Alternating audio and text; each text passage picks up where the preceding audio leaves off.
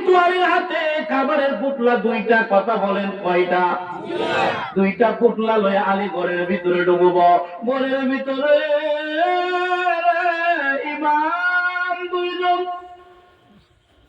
একদিন হয়ে গেল খাবার নাই, বাবার হাতে খাবার দেখিয়া দুইজন ইমাম আসলো দৌড়ায়া বাবারে জড়ায়া ধরলেন। সুবহানাল্লাহ। আমাদের দেশে সন্তান বাবারে দেখলে দৌড়ায় আসে কি আসে না? ইমামে আলী মাকাম হাসান এবং হুসাইন যখন বাবারে দেখলেন দৌড়ায় আসলেন, বাবার হাতে খাবার। একদিন ধরে খাবার খায় না। আবার বাবারা প্রশ্ন করে বলেন তো, যে লোকটা একদিন ধরে খাবার খায় না সে খাবার দেখলে কেমন পাগল হবে? পাগল হবে কিনা? ইমাম আলী মাকাম হুসাইন রাদিয়াল্লাহু তাআলা আনহু, তিনি ছোট মানুষ, দেখতে ছোট, তিনি দৌড়ায় সব বাবারে জড়ায় ধরলেন। ইমাম আলী মাকাম হাসান রে বললেন, ভাই মা ভালো না বাবা ভালো? সুবহানাল্লাহ কোন? কারণ বাবা জানে মা দরদি সর্বদা সন্তানের সাথে সাথে থাকে। ছোট থেকে বড় করে মা দরদি, কথা বলেন ঠিক কিনা? ইমামে আলী মাকাম রে দেখলেন, কিন্তু ইমামে আলী মাকাম মার চাইতে বেশি প্রাধান্য বাবারে দিতে লাগলো। ইমামে আলী মাকাম হুসাইন বললেন, ভাই হাসান মা ভালো না বাবা ভালো? কিন্তু হাসান বলে, না রে ভাই এই কথা বলিও না, আমার মা যেমন আমার ভালো, আমার বাবাও তেমন ভালো। সুবহানাল্লাহ। কিন্তু আলী মাকাম হুসাইন মানতে চাই না, বলে না ভাই না, দুনিয়ার জমিনে আমি চিন্তা করে দেখলাম মা চাইতে বাবা অনেক ভালো। আমার বাবা জিগারে ও দুস্থ বলবো, একবার অন্তরের কান লাগায় শুনো। রহমাতাল লিল আলামিনের কলিজার টুকরা ইমাম আলী মাকাম হুসাইন বলতে লাগলেন, ও ভাই বাবা ভালো না, বাবা ভালো, মা ভালো না। এই কথা বলিয়া দৌড়াইয়া মার কথা বলিয়া বাবার পায়ে বাবার জড়ায় দইলা রাখলেন। বাবা একদিন হয়ে গেল খাবার খাই না, খাবার দেন। এমন সময়ের মধ্যে দরজার মধ্যে একজন ভিখারি আয়েশা আলীরে ডাক দিয়া কয়, আলী আমি 2 দিন হলো খাবার খাই না রে আলী, আমারে কিছু দাও। হযরতে আলীর হাতে খাবার আছে কয় পুটলা? আর জোরে কর। 2 পুটলা খাবার আলীর হাতে। হযরত আলী চিন্তা করলেন, ঘরের ভিতরে বিবি অনাহারে, সন্তানেরা অনাহারে আছে, অপরদিকে ভিক্ষুক বলল 2 দিন ধরে অনাহার। এই কথা যখন বলছে আলী রাদিয়াল্লাহু তাআলা আনহুর সামনে আল্লাহর কোরআনুল কারীম বাইসা উঠলো। আমার আল্লাহ বলে, ইন্নামা আমওয়ালুকুম ওয়া আওলাদুকুম ফিতনা। জোরে কন্না আল্লাহু আকবার। আলী চিন্তার মধ্যে পড়ে গেলেন। আবার তিনি ভাবতে লাগলেন, হাতের মধ্যে খাবার আছে কিন্তু আমার সন্তান অনাহার, বিবিও না খায় আছে, সন্তানরা না খায় আছে। খাবারটা কি বিবি বাচ্চারে দিমু না ভিক্ষুকের দিমু? এটা ভাবতে ভাবতে কোরআনের আয়াত মাথার মধ্যে চলে আসলো। আমার আল্লাহর কোরআন কয়, ইন্নামা আমওয়ালুকুম ওয়া আওলাদুকুম ফিতনা। নিশ্চয়ই অবশ্যই অবশ্যই দুনিয়ার ধন সম্পদ, সন্তান সন্ততি এমন একটা বিষয়, এটা হলো দুনিয়ার জমিন থেকে জান্নাতে যাওয়ার জন্য ফিতনা। জোরে কি একবার আল্লাহু আকবার বলা যাবে না? আলী চিন্তা করলেন, কি রে ছেলে মেয়ের মায় কি আমি মাওলারে বলে যাবো নাকি? আল্লাহু আকবার। আলী রাদিয়াল্লাহু তাআলা আনহু সন্তানকে জানা মাইরা ফালায়া দিলেন, ভিক্ষুকের হাতে খাবার তুলে দিলেন। বাবা ভিক্ষুক খাবার লয়া যা আনন্দের সঙ্গে চললো। হুসাইন ধাক্কা দেওয়ার কারণে হুসাইন রাদিয়াল্লাহু তাআলা আনহু জমিনের মধ্যে পড়ে গেলেন। তিনি একটু রাগান্বিত হইয়া বলে, আব্বা গো, ও আব্বা আপনি কি আমারে চিনেন নাকি? সুবহানাল্লাহ। আরো জোরে কম। সুবহানাল্লাহ। আলী একটু রাগ হয়ে হাতটা একটু জারা দিছে ভিক্ষুকের ভিক্ষা দেওয়ার জন্য, আর হুসাইন একটু দূরে পইরা উইতেই বলল, আব্বা আপনি কি আমার চিনেন? সুবহানাল্লাহ। আচ্ছা আলী কি আসলে হুসাইনকে চিনে না? চিনে কি চিনে না? হুসাইন এই কথা যখন বলছে, বন্ধুরে আমার, বাবাজিরা আমার, হযরত আলী থরথর করে কাঁপতে লাগলেন। বাবা, যে আলীরে বলা হয় আসাদুল্লাহ, আসাদুল্লাহিল গালিব, যাকে আল্লাহর সিংহ বলা হয়, সেই আলী রাদিয়াল্লাহু তাআলা আনহু, তিনি থরথর করে কাঁপতেছিলেন। বাবাজি, তিনার কাঁপুনি শুরু হয়ে গেল। কারণ কেউ জানোনি, রহমাতাল লিল আলামিন একদিন নামাজে ছিল। আমার নবী যখন সেজদা দিছে, এমন সময় হুসাইন নবীজির পিঠ মুবারকের মধ্যে চইরা বলে, চল গোড়া চল। আর জোরে কন্যা সূরা বানাইছে কারে?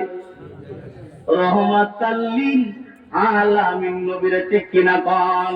রহমাতাল লিল আলামিন কান্দেন নবী দস্তরদিন, পাপি তাপি উম্মতের কারণে রে, কথা বলেন ঠিক কিনা? আমার দুস্থ বুজুর্গ আর গ্রামের বাবাজিরা, মা বোনেরা, ইমাম আলী মাকাম যখন নবীর পিঠ মুবারকের মধ্যে চড়ে গেলেন, আমার নবী এত মুবারক দিয়া আলীরে ইমাম হুসাইন দিলামাই তো চায়। আল্লাহ ডাক দিয়া কয়, বন্ধু, ও বন্ধু আমার, একবার শুনেন না, আপনি যারা নামাইতে চান। ইয়া রাসূলুল্লাহ, নবী গো, আমি আল্লাহ কথা দিলাম, আপনার পিঠে যে আলীর সন্তান চড়েছে, আপনার কলিজার টুকরা নাতির হুসাইন চড়ল, আমি আল্লাহর সিফতের কসম করে বলবো, আপনি নবী যেমন তারে ভালোবাসেন, আমি আল্লাহ ভালোবাসি।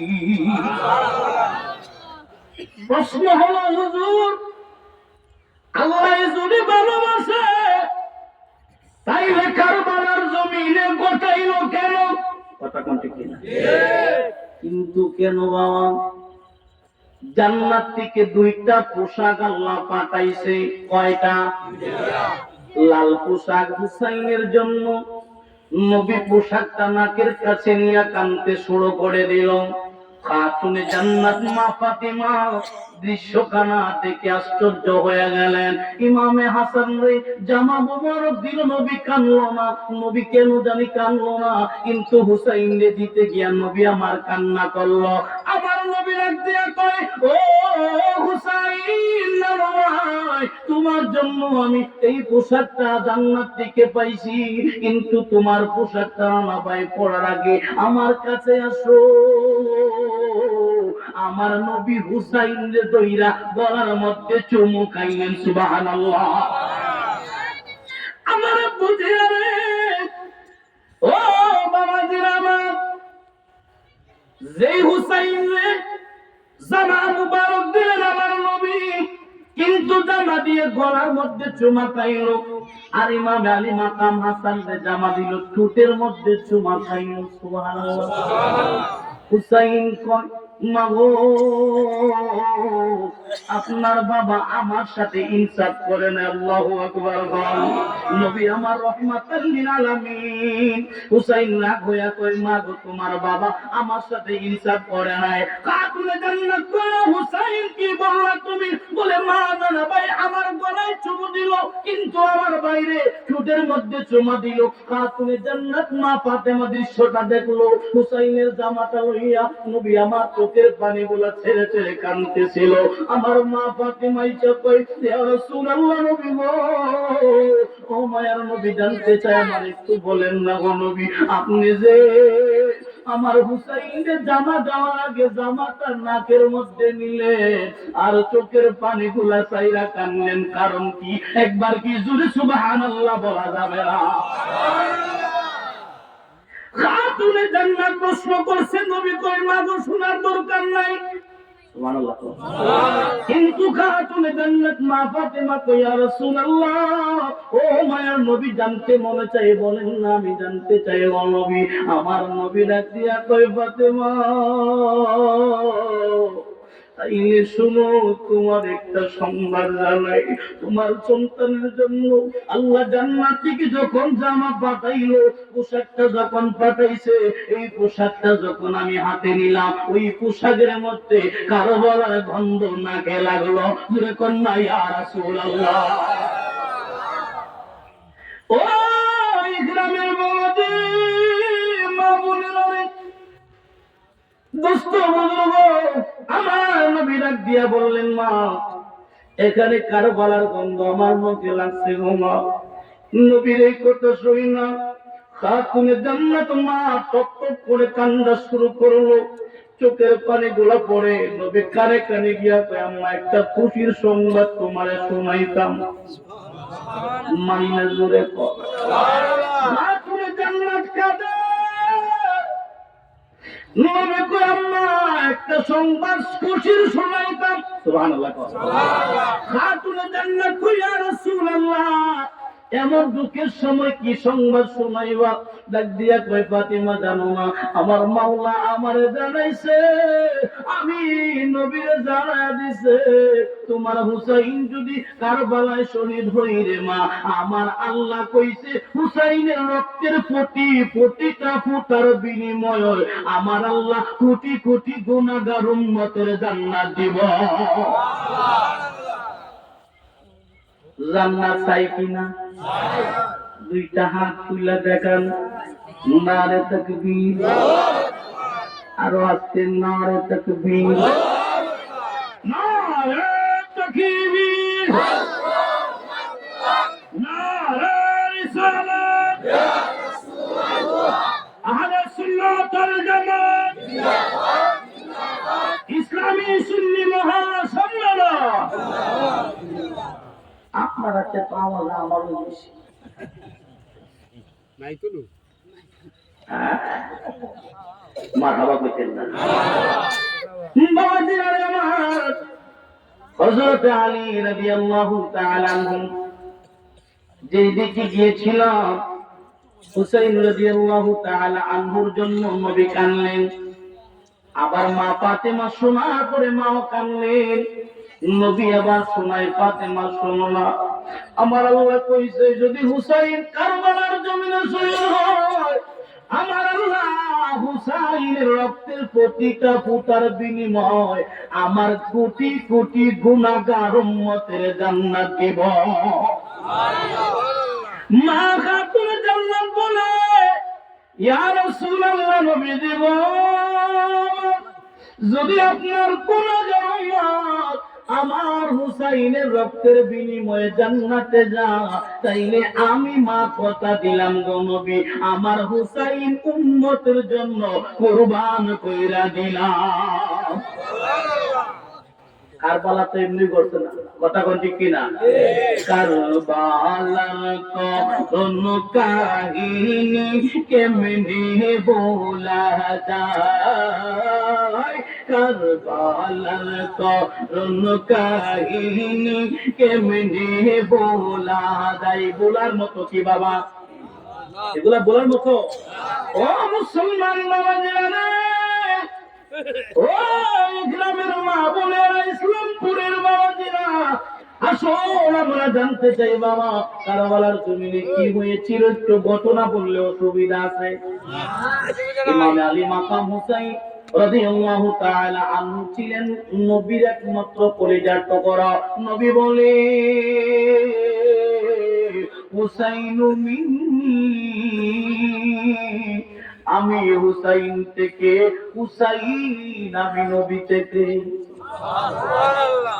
দূরে কইতে পারলেন কথাটা মনে বুঝছেন না আপনারা? নবী কইছে হুসাইন আমার, আমি হুসাইনের। সুবহানাল্লাহ। আমার নবী রাহমাতুল লিল আলামিন, কেমন মায়ার নবী, মায়ার নবী বলেন, ওই নবী আমার হুসাইন রাদিয়াল্লাহু তাআলা আনহু ডাইকা বললেন, হুসাইন শোনো না ভাই, আমার আল্লাহ রাব্বুল আলামিন তোমারে এমন একটা পরীক্ষার মধ্যে ফেলে দেব, কারওয়ালার যেদিন তুমি যাইবা ওই দিন তোমারে শহীদ করা হবে। ইয়া রাসূলুল্লাহ, কেমনে বুঝবো নবী গো? আমার নবী ডাক দিয়ে কই, হুসাইন, যেই দিন তুমি কারবালার জমিনে যাইবা দেখবা তোমার ঘোড়ার পাগুলি বালুর নিচে ডাইবা যা। সুবহানাল্লাহ। তুমি খেজুরের ডালে যখন খুব দিবা, খেজুরের ডাল দিয়া রক্ত পড়বে রে হুসাইন, ওই দিন মনে করবা তুমি হুসাইনের শাহাদাতের জন্য এই জায়গাটাই আল্লাহ কবুল করেছে। জোরে কন্যা সুবহানাল্লাহ। বাবাজিরা, ও গ্রামের বাবাজিরা, মা বোনেরা, শোনো রে, হুসাইন রাদিয়াল্লাহু তাআলা আনহু মদিনাতুল মুনাওয়ারায় ছিল। ওই ইয়াজিদ সেনারা দরখাস্ত দিতে লাগলো, চিঠি দিতে লাগলো নবীর নাতি হুসাইনের কাছে। চিঠি গুলা এসে জমা হইতে লাগলো, একটা নয়, দুটো নয়, বাবাজিরা আমার প্রায় 300 অধিক চিঠি জমা হয়ে যায়। শেষ চিঠির মধ্যে ছিল, হুসাইন, আপনি যদি কুফা নগরীতে না আসেন, ওই কুফার মানুষ কিয়ামতের ময়দানে আপনার নানার কাছে বিচার দিব। আপনার নানারে কইব, আমরা হুসাইনকে দাওয়াত দিয়েছিলাম, আসে নাই, আমরা বায়াত নিতে পারি নাই, আমরা গুমরা হয়ে গেছি, তার জন্য আপনার হুসাইন দায়। জোরে কন্যা নাউযুবিল্লাহ। এই চিঠি পাওয়ার পরে ইমাম হুসাইন আর ঠিক থাকতে পারে নাই। তিনি একটু ভেঙে পড়লেন, সকল সফর সঙ্গীদের সঙ্গে যোগাযোগ করলেন, কি করা যায়, কি করা যায়। ইমাম আলী মাকাম হুসাইন রাদিয়াল্লাহু তাআলা আনহু মুসলিম বিন আকিল তিনার পক্ষ থেকে দূত হয়ে ওই কুফার নগরে তিনি আসবেন।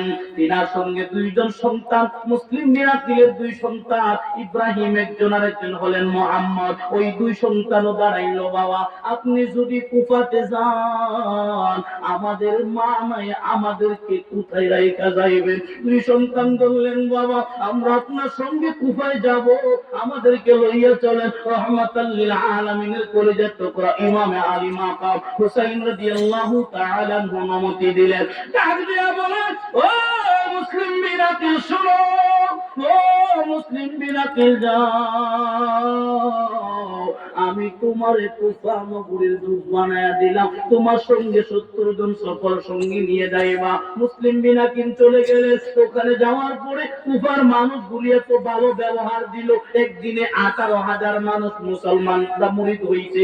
সুবহানাল্লাহ।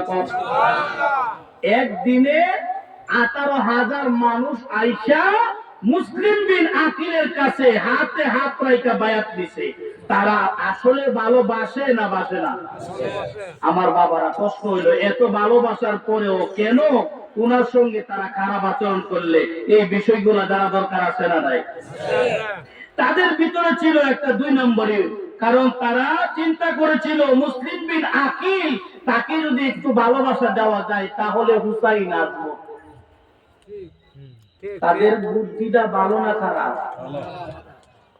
বুদ্ধিটা ভালো, উদ্দেশ্যটা খারাপ। কথা কোন ঠিক কিনা? কেমন খারাপ? তাদের প্ল্যান, মুসলিম বিন আকিলে যদি একটা পত্র দেয় তাহলে হুসাইন এটা গ্রহণ করব। মুসলিম বিন আকিল নেই, ইয়াজিদ শুনল না। সেই কুফা নগরীর ভিতরে গভর্নর ছিল উবাইদুল্লাহ বিন জিয়াদ। ওই দুষ্ট উবাইদুল্লাহ বিন জিয়াদ সে সুন্দরভাবে তার কাছে মাথা নত কইরা, তারে আকা বইলা তার কাছে মুরিদ হইয়া বলল, হুজুর একটা পত্র লেখেন, ইমাম আলী মাকামরে দাওয়াত পাঠায়া দেন। মুসলিম বিন আকিল নিজে চিঠিটা লেখা নিচে সিলমোহর মারলেন, ইয়া হুসাইন, কুফার মানুষ আপনার জন্য অপেক্ষায় আছে।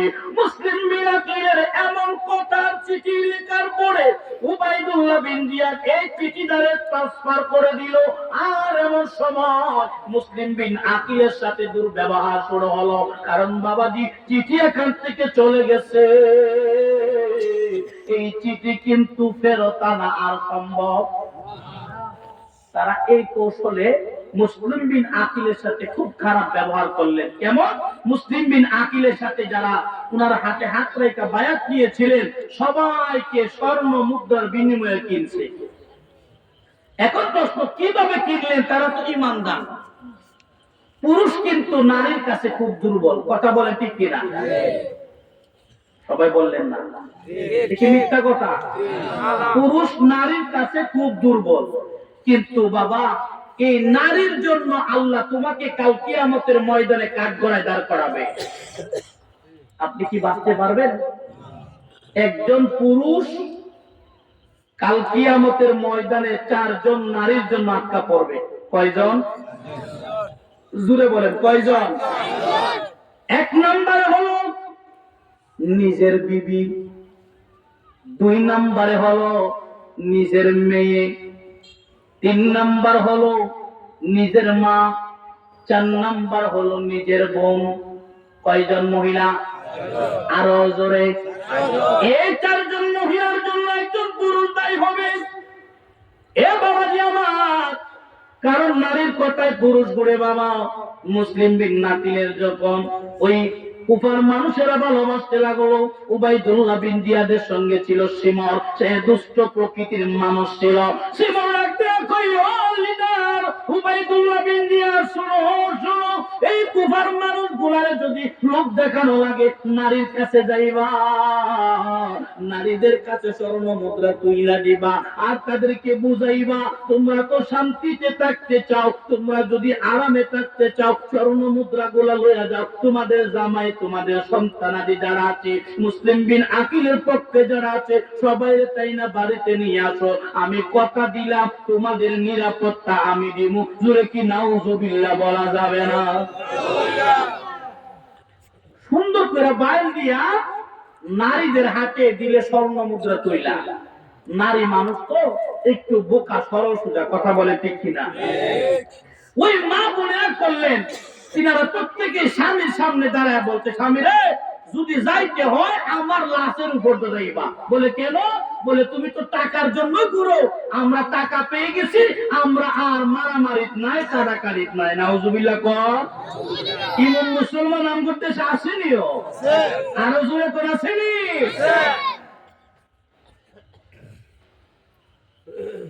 সকাল বেলা কালিমা, দুপুর বেলা বেঈমান, আছে না না?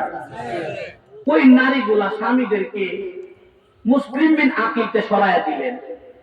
মুসলিম বিন আকিলকে সেখানে অনেক বিস্তারিত ঘটনা হত্যা করে ফেললেন, তার 2 সন্তানকে তারা হত্যা করলো। অপরদিকে মুসলিম বিন আকিলের পুত্র হুসাইন রাদিয়াল্লাহু তাআলা আনহুর কাছে, সুবহানাল্লাহ কোন, তিনি যখন পত্রটা পাইলেন তখন মুসলিম বিন আকিলের স্বাক্ষর দেখা তিনি আর কোন সন্দেহ করলেন না, উনি উনার সফর সঙ্গী 72 জন পুরুষ নিয়ে কয়েকজন মহিলা সঙ্গী নিয়ে তিনি সোজা একদম কুফার দিকে রওনা। আমার বুঝলেন, মুসলিম বিন আকিল যখন কুফার দিকে যায়, হুসাইন যখন কুফার দিকে যায়, কুফার রাস্তাটা ভুল করে তিনারা চলে গেলেন কারবালায়। সুবহানাল্লাহ কোন, সুবহানাল্লাহ। খেলা কার? খেলা হইল আমার আল্লাহর, কথা কোন ঠিক কিনা? আমার আল্লাহ খেলাই খেলা। হুসাইন যাইব কুফার নগরীতে, কিন্তু রাস্তা ঘুরে গেল বাবা, ম্যাপটা ঘুরে গেছে। আসার কথা ছিল আমার বাবারা যেই জায়গায়, রাস্তা পরিবর্তন হয়ে চলে গেছে কারবালায়।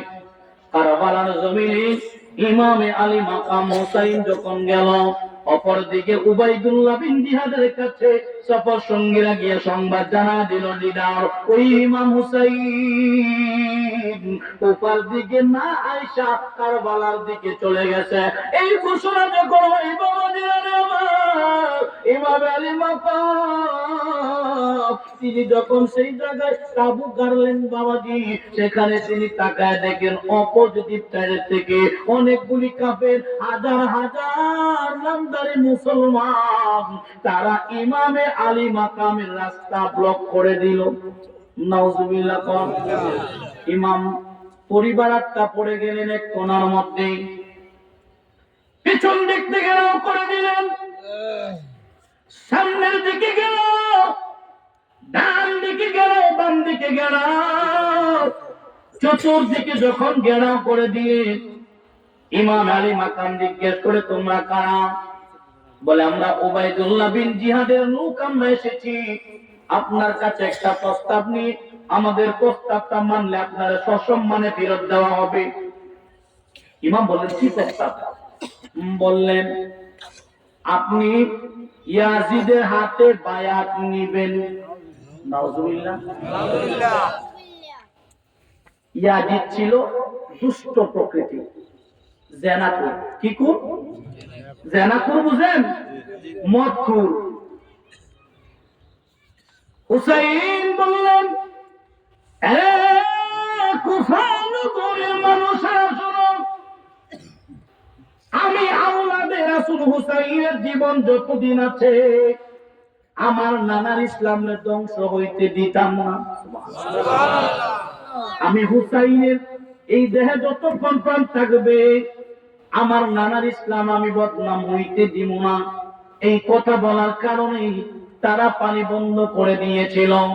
ইমাম আলী মাকাম তিনাকে এমন ভাবে তারা পাকড়াও করে, ডান দিকেও তাদের দলের লোকেরা, বাম দিকেও ওই ইয়াজিদ সেনার লোকেরা, সামনের দিকে ইয়াজিদ সেনারা, বাম দিকে ইয়াজিদ সেনারা, পিছনে ইয়াজিদ সেনারা, চতুর্দিকে ঘেরাও করে ফেললেন। ইমাম আলী মাকাম নবীর বংশ তিনারা এক কোণার মধ্যে আটকা পড়ে গেলেন। ইমাম আলী মাকাম বলে আমি কুফা নগরে ঢুকবো না, আমার মদিনাতুল মুনাওয়ারায় যাইতে দাও। যখন না ইয়া রাসূলুল্লাহ। কিন্তু এই দুষ্ট প্রকৃতির লোকেরা তারা বলে না না না, তোমার যাইতে দেওয়া হবে না। বলে কেন?